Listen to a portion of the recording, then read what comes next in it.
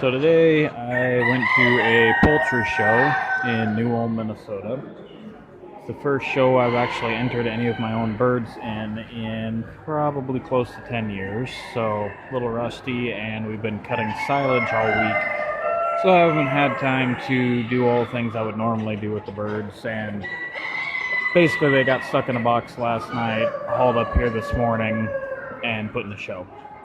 But if you've never been to a poultry show, I'm going to give you a show around of some of the stuff you'll see. This giant looking duck here is a Rouen. It's one of the bigger duck breeds you'll find.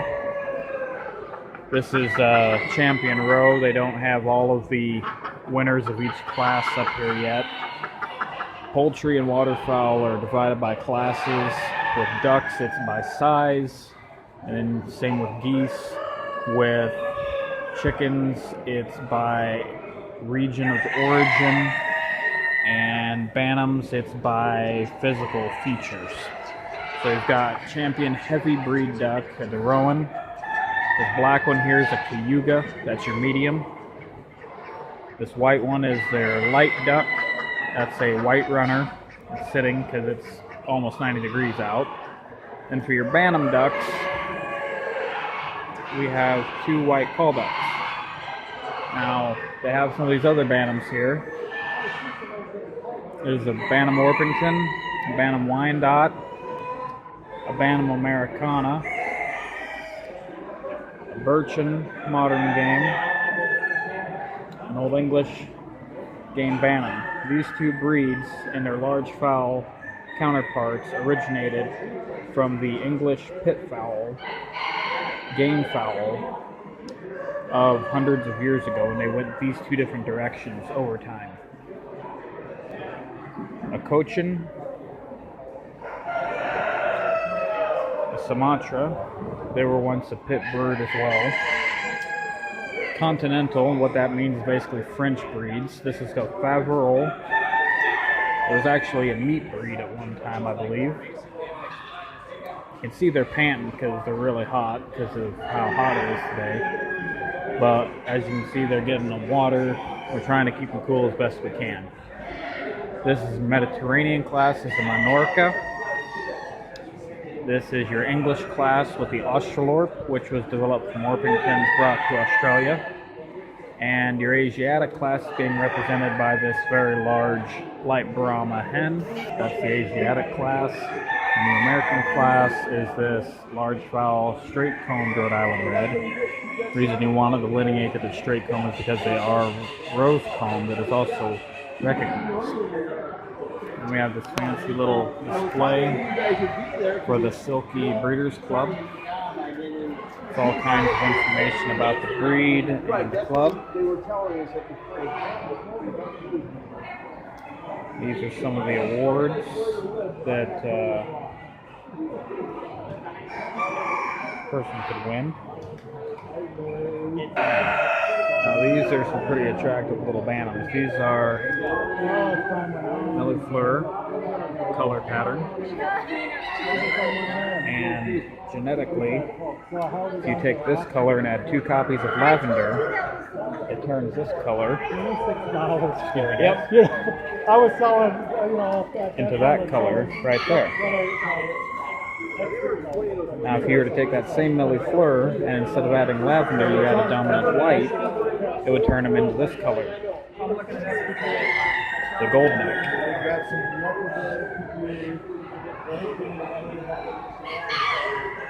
We got us Bantam Brahma. There's really more here than a guy could even get on tape in one shot. Bantam Langshans, that's a pretty rare breed. Cochins, they're popular. Let's look at them things. They're actually standing. They don't look like it, but they're standing. Bantam Old English. In black.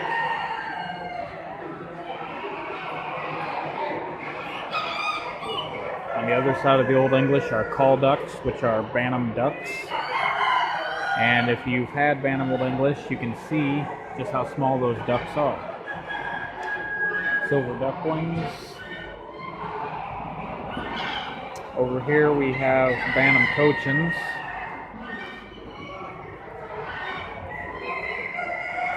Got us a pair of blue Old English.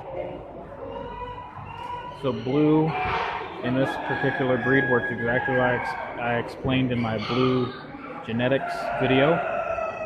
And in my Spangled video, I was talking about how Spangled on Old English Bantams is based on BB Red with mahogany added, and these two are an example of that. It's BB Red, which is this color here, but you notice it's much darker. That's because of the mahogany. It almost makes it look black, but there's actually red there.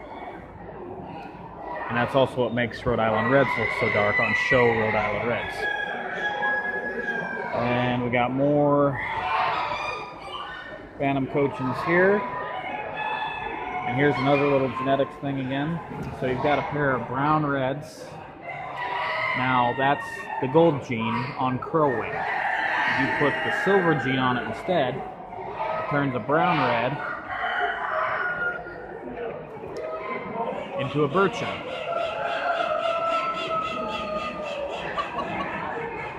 These are snowy mallards. I don't know anything about duck genetics, so I'm the wrong guy to ask about that.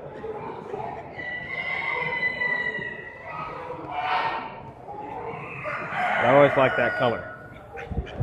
Now, for those of you wondering, these cages are super temporary. They're only in here for the duration of the show, which isn't very long at all.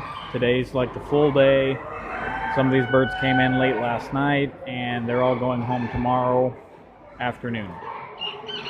They all get water, they get feed. Over here we have Silkies. Silkies originate in Asia.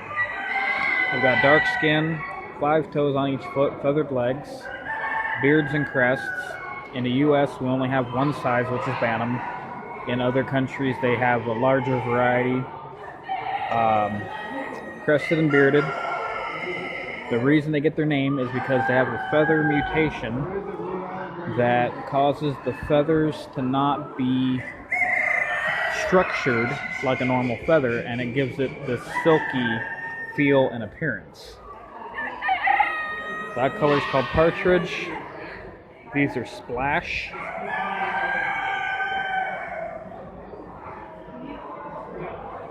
And these are buffs.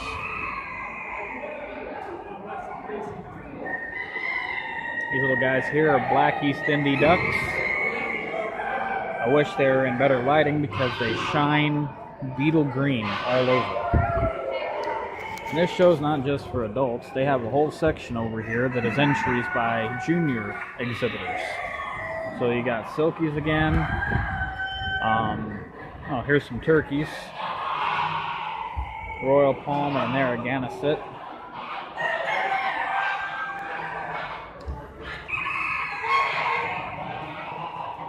Wyandottes.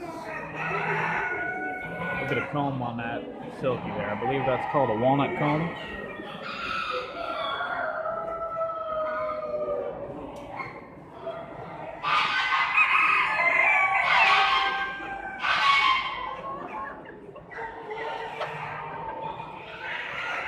Alright, so getting down here again, that Millie Fleur pattern I showed you earlier, that's the male of that variety that has the double lavender. It's called porcelain.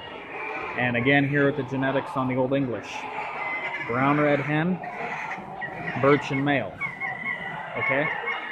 Brown red hen, birchen hen. It's the same pattern, just one has gold and one has silver. And here we go again. Brown red versus birchen. These are modern game bantams.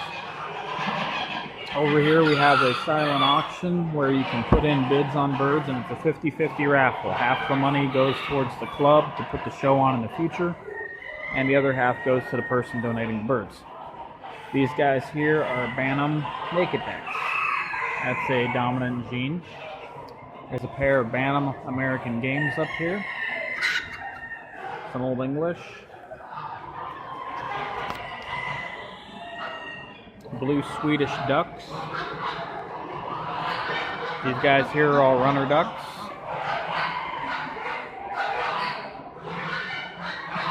See how tall they stand?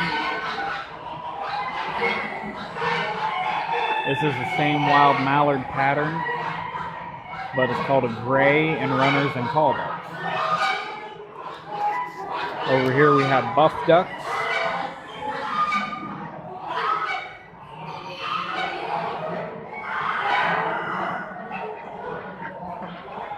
That's a runner. That's a runner. These are fawn and whites.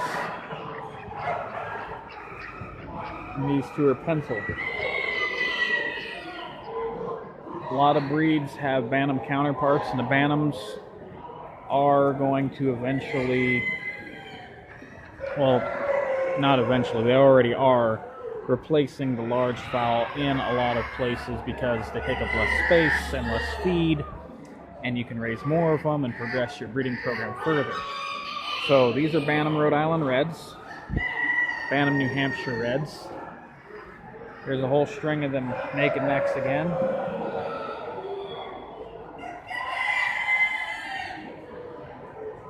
Over here we have black and white Silkies. And there's misinformation out there about how to get blue. You do not get blue by crossing white to black. It doesn't work that way.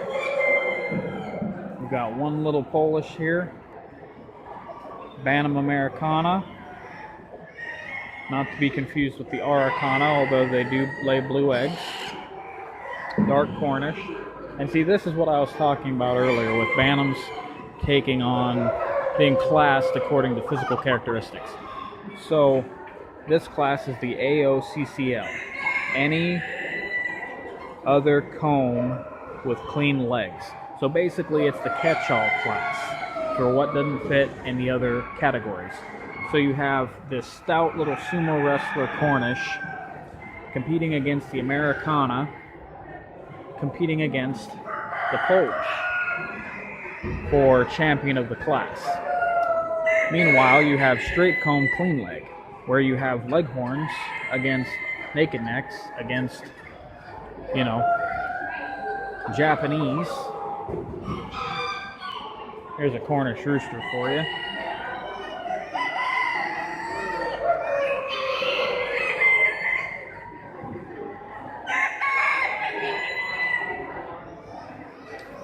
Some Danvers, rose-combed, clean-legged class.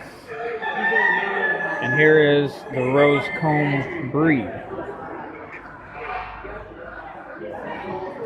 They come in a lot of colors, but black's the most popular and most common and highest quality. Now getting back into the big birds. Well, here we go. Let's do some size comparison. These are large fowl, white Plymouth Rocks. These are Bantams. Same breed, different size. We got some Wyandottes here. There's a blue lace red. Bantam barred rocks. Now, if you're thinking about showing, what does it take to show? Well, I'd start with getting a standard. If you're only doing Bantams, you could get the American Bantam Association standard for the U.S. Here's some Delawares. And some Chanteclers. Chantecler is a Canadian breed. If you're doing large fowl, you're going to have to get the American Poultry Association standard. Alright? It will have a written description along with some images telling you what your birds are supposed to look like, what they're supposed to weigh, how they're supposed to act, how the color patterns should appear, etc. Research the variety and the breed you want to show. Now, just because the color isn't recognized or breed isn't recognized doesn't mean you cannot show it. You still can, but it's not going to progress very far in the show as far as winning awards. It's going to get best of breed or best of variety. That's as far as it can go. Typically what happens, let's say with these Leghorns, for example. First of all, light brown Leghorn, dark brown Leghorn. Two different varieties within the same breed, okay? So what's going to happen is they're going to judge all the mature males of the dark brown leghorn, all the mature females, and all the yearling males, all the yearling females. They're going to pick a best one out of each of those four. Then from those four, they're going to pick a best of breed. Then from there, they're going to take the best of breed of that breed and every breed within the same class, which in this case is Mediterranean, and pick a best Mediterranean. Then the best Mediterranean goes on to compete for best overall large fowl chicken. Then the best overall large fowl chicken goes up against the turkeys and the ducks and the geese for best overall large fowl, champion showbird of the show. Here's another Mediterranean. Look at this thing. This thing is massive. This is a Minorca. This is a double coop designed for 2 birds, and look at how big that thing is. Now, if you're showing something that's not recognized, again, you're going to get best of breed, best of variety, that's it. Golden Campine. It's a rare breed you don't see much of. Buff Lackenwälder. There's a breed called a Vorwerk that's almost identical as far as I'm concerned. There is your classic silver Lackenwälder.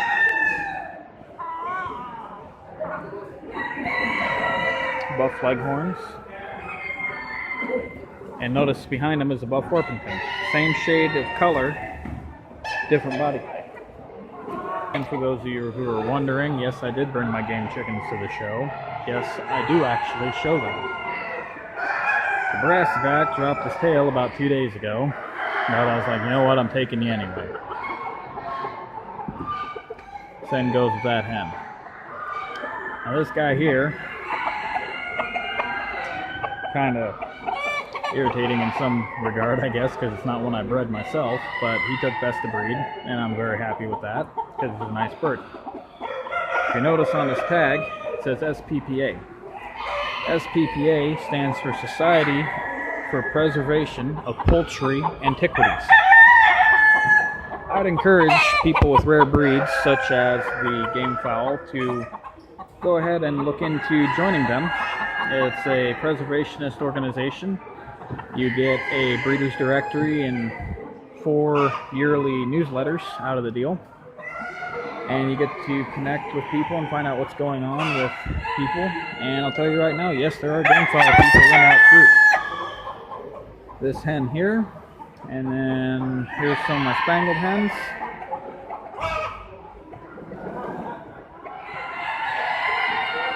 And this little girl here actually took reserve of breed.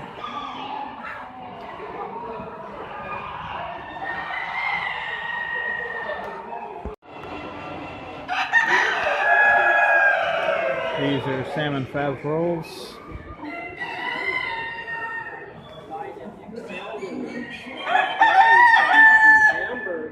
Silver Spangled Hamburgs.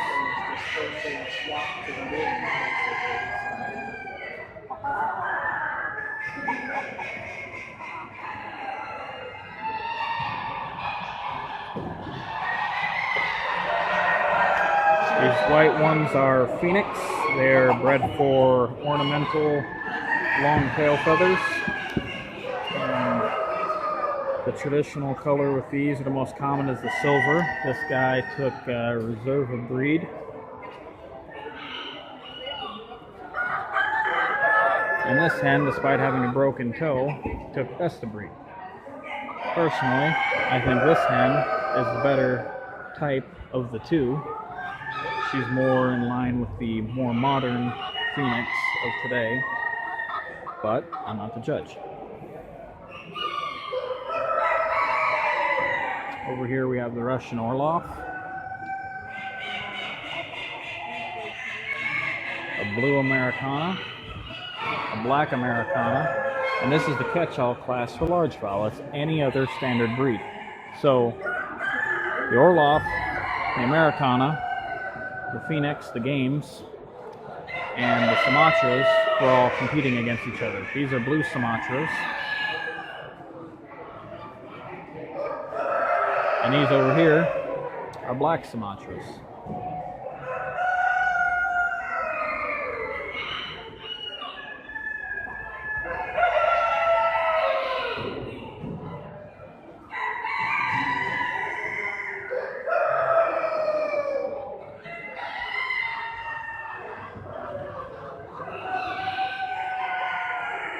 Excuse me, folks. Yeah, go for it. And as I was saying earlier, it's not just chickens. These are Egyptian geese. You've got buff Toulouse geese, African geese, black Muscovy ducks, Pekin ducks, Pomeranian geese in gray and buff, Chinese geese. Now people get Chinese and Africans mixed up, and to be honest, there's not that much difference in the hatchery stock. But here's the thing. Chinese geese have this elegant swan-like neck and are more petite and about half the size of African. An African has this big, thick dewlap, big head, and is a heavy-bodied bird. If you want to see something really heavy-bodied, look at this guy. That is a dewlap Toulouse in gray. Over here we have white Chinese, and these blue-eyed top-knotted geese are called Roman.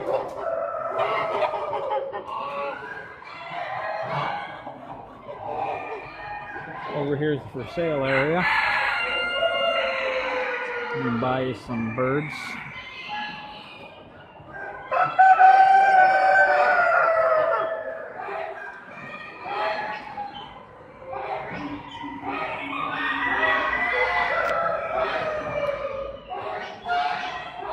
But, you know, as I said, just if you want to enter a show, it's not that hard. You fill out the entry form, you get the bird's blood tested, you mail it off with the entry fees, you show up with a clean, healthy bird, stick it in a cage, let the judges do the work. So, the second day of the show, it's poop out day. It's a lot cooler than when I tried to film the other day, so everybody's actually standing the way they're supposed to.